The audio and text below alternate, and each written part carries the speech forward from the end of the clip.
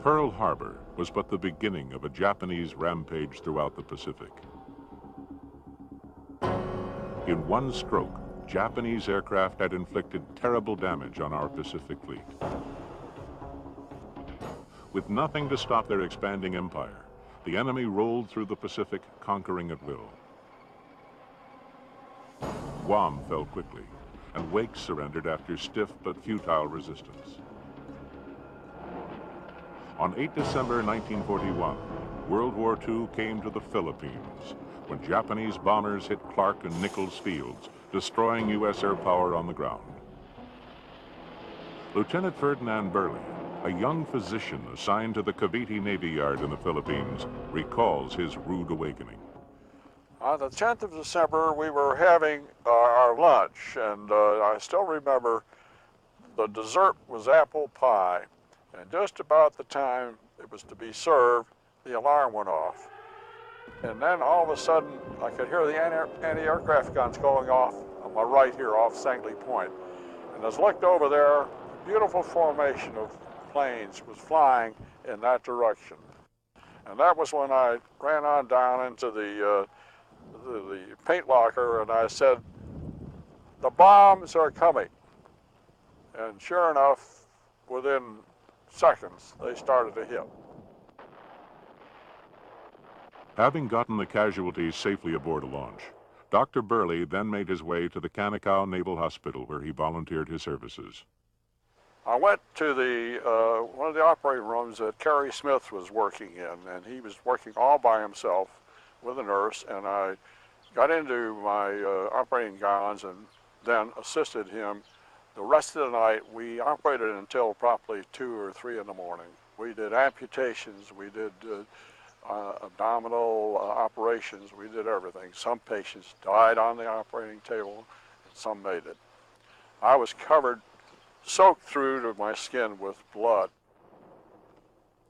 That very same day, 10 December 1941, Guam surrendered as a superior Japanese force easily overwhelmed the lightly defended island, and all Navy medical personnel were taken prisoner. Well, we heard a loudspeaker, and they told us to come out and line up and put your hands up and all the other stuff that goes along with it. After overcoming a stiffer American resistance on Wake Island, Japanese soldiers landed on Philippine beaches a few days before Christmas 1941 and swept aside the ill-equipped Americans and Filipinos. As the Japanese entered Manila on January 1st, after MacArthur declared it an open city, its battered defenders quickly retreated to makeshift positions on the Bataan Peninsula.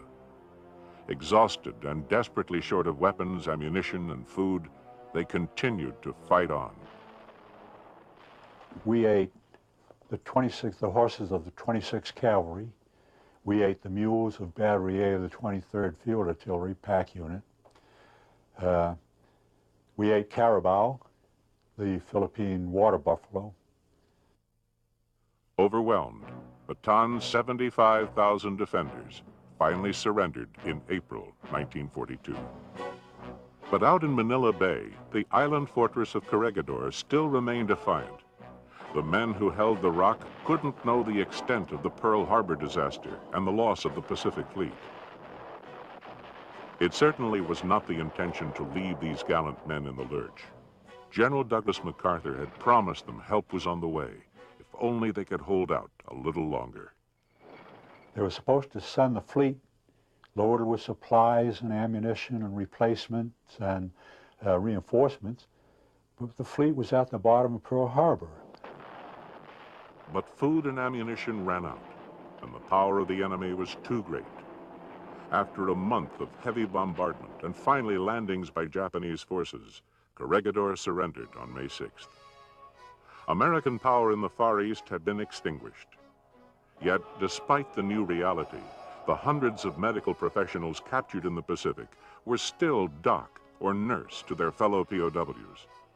Without hospitals or supplies, they continued to practice their healing art, often under unimaginable circumstances.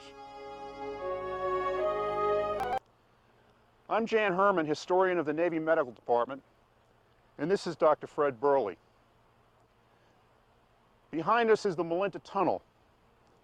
We're on the island of Corregidor in the Philippines. Back in May 1942, American soldiers, sailors, and Marines made their last stand against the Japanese here in the Malinta Tunnel. Not too far from here, in a hillside, Dr. Burley had his aid station. It was in that tunnel that Dr. Burley hid his .45 caliber automatic pistol and came up here to the Malinta Tunnel to surrender. So we got ourselves a white sheet, and we marched down the road towards Malinta Tunnel. They came up, searched us looking for watches, rings, and whatnot. I had hid my ring and my watch in my sock, so they didn't find it. On the right side, beyond, was a great big pile of helmets and gas masks, which we were carrying, and we were told to discard these helmets and gas masks into this pile. And after we did that, we continued on to Malinta Tunnel. Following the surrender, their captors divided their prisoners. Some remained in Malinta, which was really a complex of tunnels housing men, supplies, and a hospital. The Japanese marched the others down to what was called the 92nd Garage area, where military vehicles and equipment were normally parked. Under a hot, blazing sun, with little food and scarcely any water, the men milled about and pondered their fate. Well, after the fall of Corregidor, all the enlisted men, Navy, Marine Corps, and Army, were taken here. And this was nothing but a mass of humanity of, I don't know how many thousands. There might have been 12, there might have been 16,000. I don't have the figures. But this whole area was crowded with humanity, men, trying to shelter themselves from the sun, which was beating down on us all the time. None of these buildings were, none of these trees or something. This was all wide open, but it was just covered with men. They were in terrible conditions. A lot of them had ulcers they developed. A lot of them had diarrhea and whatnot, and we heard that they needed medical assistance. So 5 or 6 of us came down here, and with their help, we were able to set up a platform here of supports with maybe wood about planks, maybe 10, 12 inches long, wide, and we set up this so-called station, aid station here, and we stood behind these planks 24 hours a day. There was never ending line. The line of people were here 24 hours a day. About a night or two, or a day or two before we were ordered to evacuate and load up on those freighters, we got our first rainstorm late afternoon. It came down, it just poured. But it was wonderful because the men just opened their face to the sky and just took that rain come down, opened their mouths to catch the drops and so on, and it just cooled them off and so on. It was just marvelous. And then all of a sudden, somebody started to sing, "God Bless America," and the whole group joined in. And it was a massive song coming from these thousands of men here singing, "God Bless America," and they raised their hands like this, and like a fist of defiance towards the Japanese. In other words, it was really inspiring thing to see. Although some 10,000 surrendered at Corregidor, thousands of captured Americans and Filipinos had already died on the infamous Bataan Death March. We marched 65 miles to San Fernando, Pampanga, which was a railhead and a large town. And you couldn't help anybody. Here we were, emaciated already with disease, malaria. People were falling out. Excuse me. Anybody that fell out was immediately shot, bayoneted, or beaten to death. Some beheaded.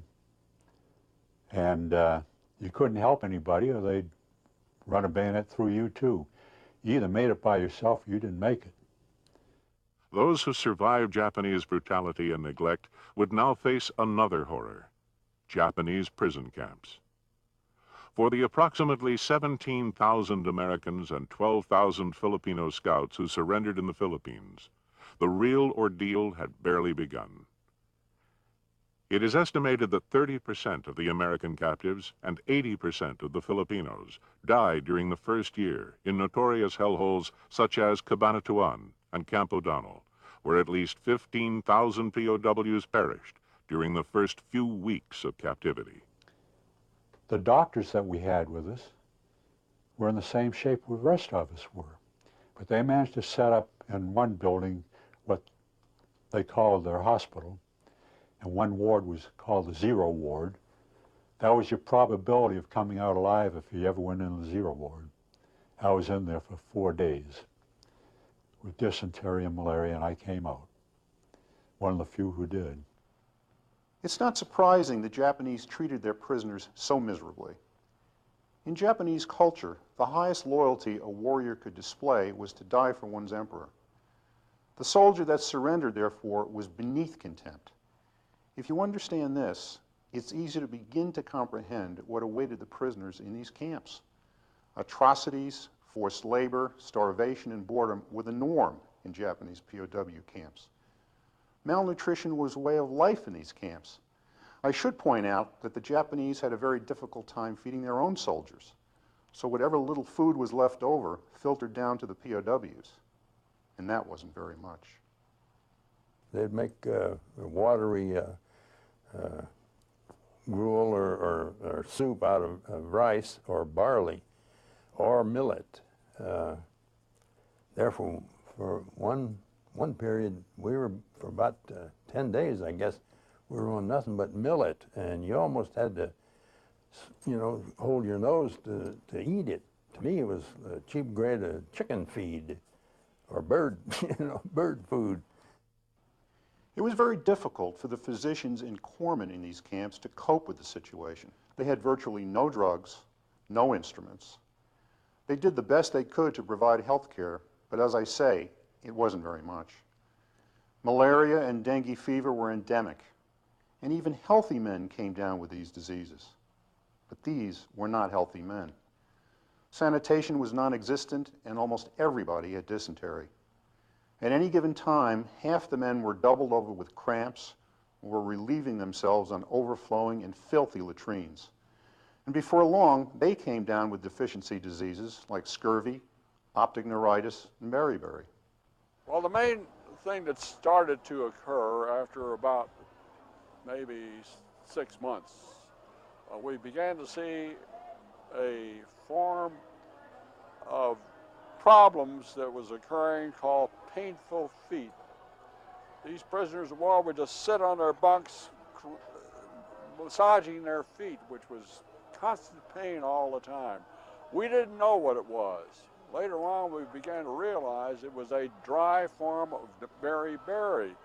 Then another thing started to occur. Some of the POWs began to lose their ability to see straight. They could see peripheral vision, but they couldn't read, and so on. And there was a form of ocular degeneration, which is also a form of dry beriberi, but we were not aware of this particular form of beriberi. You ached all over, and your legs and feet were so sore, you had to walk, sometimes on your bunk, and try to wear it off, but that hurt with every step. It was excruciating pain. And with wet beriberi, in addition, you swelled up. By June 1942, the Japanese held over 50,000 prisoners, 20,000 of whom were Americans. Crammed into camps such as Cabanatuan and Bilibid, they suffered from a devastating lack of food, water, and sanitation, while enduring constant beatings and sometimes executions. Now, mind you, we were at Camp O'Donnell really a few days, less than 2 months. We buried 1,500 Americans. The Filipinos were another part of the camp. They kept the Filipinos there another 3 months, and then they let the Filipinos out on parole on their word that they would not fight the Japanese anymore. During the 5 months the Filipinos were there, they were buried at Camp O'Donnell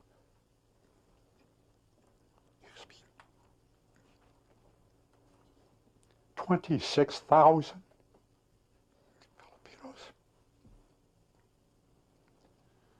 The Spanish built Bilibid in 1865, but by the eve of World War II, Philippine authorities had deemed the lockup unfit for human habitation and moved convicts to other prisons. When Manila fell, the Japanese used Bilibid as a central receiving station for the transfer of American prisoners to and from forced labor camps throughout the Philippines. Later in the war, it was a way station for POWs on their way to Japan. Bilibid looked like a decrepit old group of buildings that had been vacated, which they were. It was a former prison for civilians, Filipinos. And it was a big job ahead there when we first saw it, because there was no sanitation. Had to provide cooking areas and so on, and but primarily we had to provide wards for the patients we had. We had all these sick and wounded from Bataan, and those that were caught in these bombings in Manila and the area. And it was very discouraging initially. When POWs became too weak from starvation and disease to work in the labor camps, their Japanese guards brought them to the Bilibid prison hospital for treatment, often in such poor condition that the end could be measured in hours. Came in with a truckload of cordwood bodies. None of them were coherent. They were just, out of it. And this one, they couldn't identify, and so he called me and asked me to come and take a look, see if I could, recognize the guy.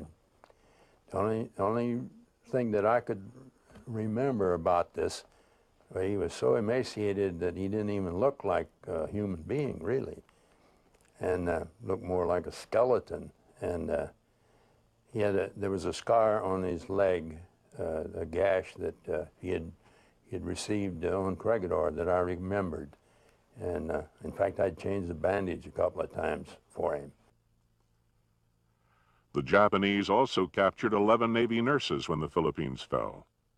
Instead of being imprisoned with military POWs, their captors sent them to civilian internment camps. Yet, as Mary Rose Nelson relates, they pondered their fate just like the other prisoners. Actually, when we got into the internment camp, we knew that MacArthur was coming back next week.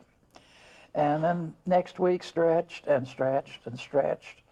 And we realized that we weren't going to go anyplace very soon. So we might just as well settle down, make the best of whatever.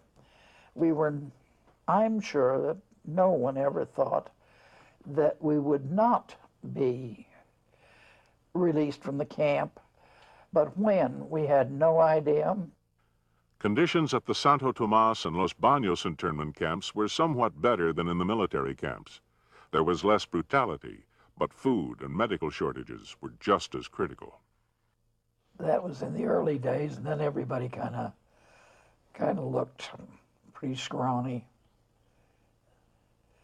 And the amusing thing, they used to say that there in Santa Tomas, a woman could walk down the hall naked and no one would look up unless she had a ham sandwich in each hand. Probably one of the most heartbreaking and ironic tragedies of the war concerned the so-called hell ships. When American troops invaded the Philippines in late 1944, the Japanese packed cargo ships with Allied prisoners for shipment to Japan to be used as slave laborers. Melvin Rosen was one of those unfortunate prisoners who shipped out on the Oryoku Maru. There were 3 equal size holds, about 30 by 50 feet. In hold number 1, they put some 680 of us. In hold number 2 had about 160. And in hold number 3, they had over 800. And we pleaded with the Japanese to, you know, give us more room, equalize it. No, they wouldn't do it. We were like sardines in a can. It was just so crowded in the holds of the ship.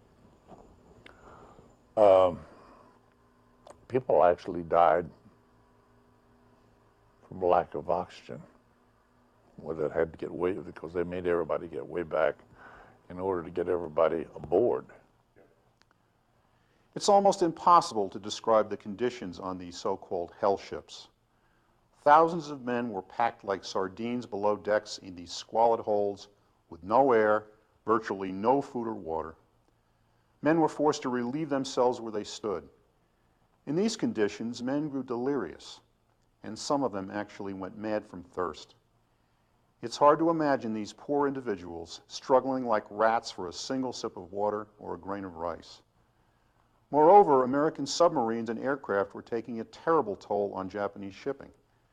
They were sinking scores of Japanese ships. Needless to say, the hell ships were unmarked, and many of these men succumbed to friendly fire. It's estimated that 4,000 of these Allied prisoners died from the conditions they suffered aboard these ships, or more tragically still, from American bombs and torpedoes. People died, but those who didn't survived. Next morning at 9 o'clock, here came the U.S. Navy dive bombers. And they had picked up the ship off the west coast of Bhutan, and they raked it from stem to stern. They attacked the ship out 9 times that day. I get hit with frags, 2 holes in my ankle and in my side here. Well, pretty soon someone said, there's a Navy doctor in that bay over there somewhere, and he's not too well, but you might see if he can do anything. So I found him. I never did get his name. I still don't know his name. They just told me he was a Navy doctor. He might have been a corpsman for all I knew, but he produced from somewhere a penknife, and he cut the flesh around there and took out the frags and gave me a rag to hold over it. Go on back.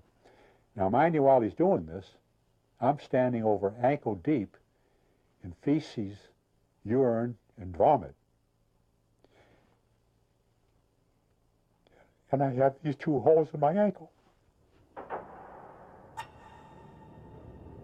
The prisoners of war who arrived in Japan from the Philippines in late 1944 and early 45 descended into a deeper hell.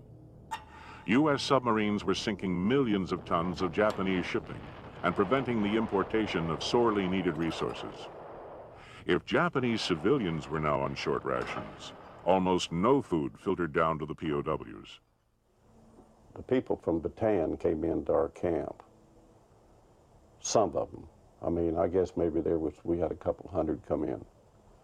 And half of them were just walking dead. I mean, they're just almost on their last legs. And the word got out that they needed more food for the sick. So we started stealing a lot more rice and bring it in. They'd cook it in the galley and take it over and give it to the sickest people that was there. This was an all-out effort. I mean, I'm not just talking about me, but I'm talking about every man on the working party. And I never dreamed that I'd ever be able to carry a sack weighing 200 pounds on my shoulders. But after a while, the first one that they threw up on my shoulders, I felt like that I sunk in the ground about a foot. When Dr. Burley and pharmacist mate Ernest Irvin first arrived at a place called Ichioka, they found a hovel masquerading as a hospital. Most of the men there were sick, lice-infested scarecrows, too weak to bathe. Many were near death. And I was taken to the so-called hospital in Osaka called Ichioka, which was actually under the stands of a cement stadium, which turned out to be everything that they had said that it was, a very horrible, horrible place, filled with lice-ridden, bed-ridden emaciated, mostly tubercular patients. In February 1945, the strategic bombing campaign against Japan shifted to incendiary raids. B-29s based in the Marianas firebombed most Japanese cities. The return of U.S. air power was graphic evidence, even to the prisoners, that the war was going badly for Japan. At the POW camp in the hills above the city, Dr. Burley witnessed Kobe's progressive destruction. The interesting thing about it is whenever the air raids occurred, the Japanese disappeared into their tunnel, whatever the air raid protection they had. But we didn't. We stood up there outside, and because these are our friends, they were not going to hit us, and we just cheered them on. It's great to see. Despite their initial glee at seeing American bombers, the prisoners soon discovered they too were in the line of fire. Bombs began dropping in their camp. Pharmacist mate second class Ernest Irvin recalls. And all of a sudden I heard this cracking noise like a beam had split or something. And then this guy comes running through the hospital ward there, his whole rear end on fire, blazing. Kid by the name of Chapman. He was a British, he worked at the Royal Dockyard. He was a dockyard policeman in Hong Kong. And he was running like a wild animal, and I said, hey, stop, you know, and he wouldn't. So I tackled him, wrestled him to the ground, and held him down on his back till I put the fire out, see. With no medicine and hardly any instruments, POW medical personnel did the best they could to treat their patients. Before we left to go to Kobe, we operated on Aykroyd. I helped Page remove part of his rib and open up that abscess and drain it. We did this under local anesthesia on the kitchen table in our office. The bandages were whatever we could get, old mosquito nets or pieces of clothing, anything there at first, and they were soaked in a creolin solution and then scrubbed and boiled and dried and reused. From the very beginning, an implicit promise was made. We will liberate you. But time was running out. Dozens died every day. 40% of those who started out for Japan on the hell ships were dead. The prisoners worked to exhaustion and even to death in Japanese mines and factories. Survivors wondered how many of them would live to see liberation.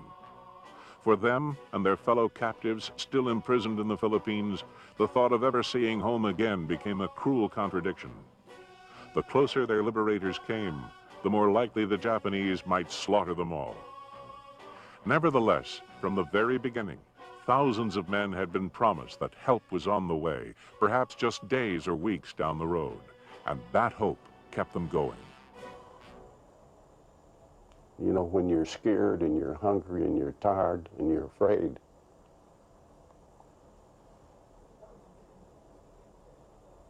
for 4 years, almost 4 years, that's a pretty tough deal. It's estimated the Japanese held about 25,000 American prisoners of war. In a world war, when we reckon death in millions, it's very easy for people to forget what these men and women suffered, these tragic victims, the POWs. We never should allow history to forget what they endured. Over a third of the prisoners never came home. And for the survivors, the memories of these horrible times will linger till their dying days. And when I come down in the morning for breakfast, I'm almost always the first one down. And I want to put up water for my instant coffee. I make brewed coffee for her. I like instant coffee. So I pour out the old water. The kettle. Excuse me. And every time I wonder how many of my friends I could have saved.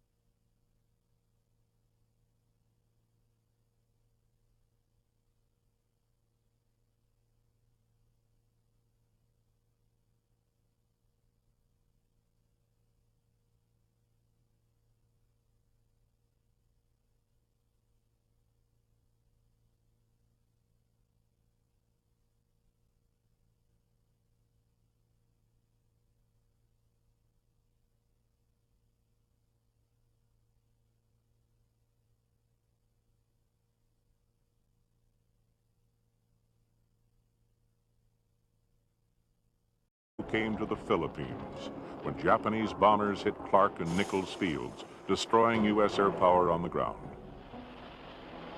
Lieutenant Ferdinand Burley, a young physician assigned to the Cavite Navy Yard in the Philippines, recalls his rude awakening.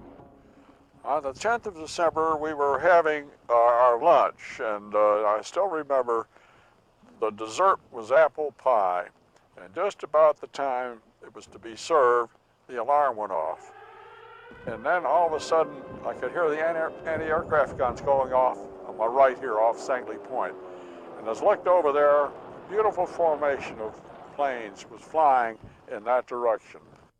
And that was when I ran on down into the paint locker, and I said, "The bombs are coming." And sure enough, within seconds, they started to hit.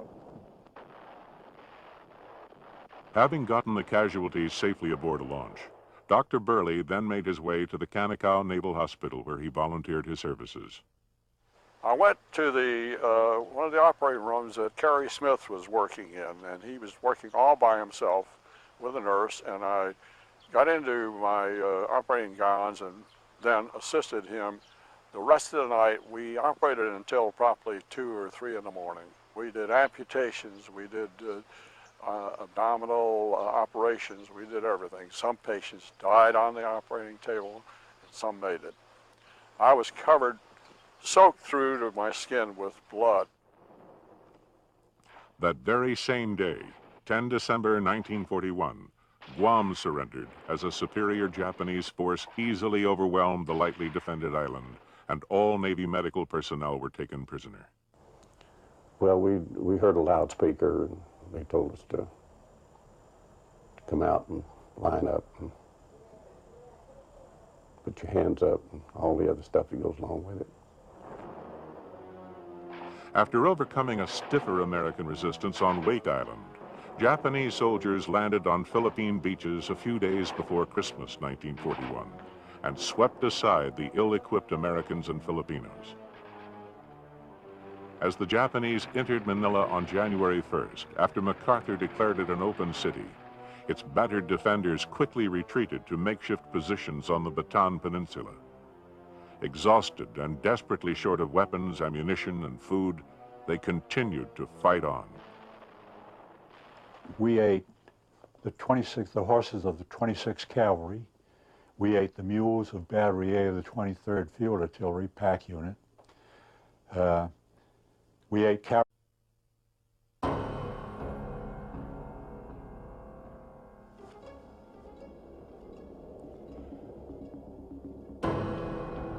Pearl Harbor was but the beginning of a Japanese rampage throughout the Pacific.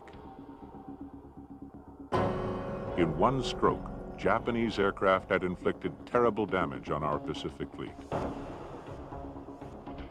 With nothing to stop their expanding empire, the enemy rolled through the Pacific, conquering at will.